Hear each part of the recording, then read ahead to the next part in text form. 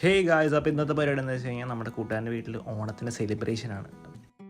ഇവരാണെങ്കിൽ ഇപ്പോൾ നമ്മുടെ ഇൻസ്റ്റയിലെ ട്രെൻഡ് പിടിച്ചുകൊണ്ടിരിക്കുക. അങ്ങനെ ട്രെൻഡിൻ്റെ ഒപ്പം നടന്ന അവസാനം ഞങ്ങൾ പൂക്കളൊക്കെ സെറ്റാക്കി ഇനി നമ്മൾ നേരെ അടുത്ത പരിപാടിയിലേക്ക്.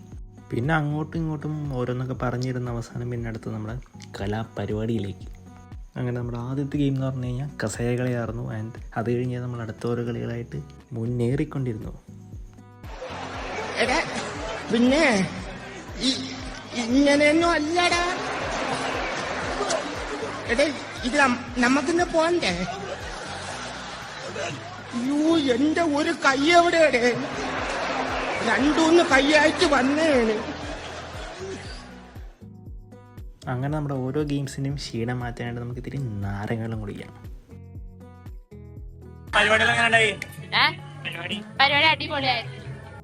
അത് കഴിഞ്ഞ് നമ്മുടെ അടുത്ത ഗെയിം എന്ന് പറഞ്ഞു കഴിഞ്ഞാൽ ബിസ്ക്കറ്റ് തലയിൽ വെച്ചിട്ട് അത് കഴിക്കണം. അതായിരുന്നു അടുത്ത ടാസ്ക്. ഇതിൽ നമുക്ക് പലതരത്തിലുള്ള നവരസങ്ങൾ നമുക്ക് കാണാൻ പറ്റും. അതിലൊരു രസമാണ് ഇത് ഇപ്പം കാണുന്നത്. ഓണായ പിന്നെ നമുക്ക് ഗെയിംസ് മാത്രമൊന്നുമല്ലല്ലോ, നമുക്ക് കുറച്ച് ഡാൻസും പഠിക്കാം. അങ്ങനെ ഡാൻസൊക്കെ കഴിഞ്ഞ് നമ്മുടെ ഡാൻസിൻ്റെ ക്ഷീണം മാറ്റാൻ നമുക്കിനി സദ്യ കഴിക്കാം. പിന്നെ എപ്പോഴും പറയണ പോലെ ഓലം വന്നു കാളം വന്നു എന്നൊന്നും പറഞ്ഞ് ഞാൻ സമയം കളയില്ല. നമുക്കിനി നേരെ ഫുഡ് കഴിക്കാം.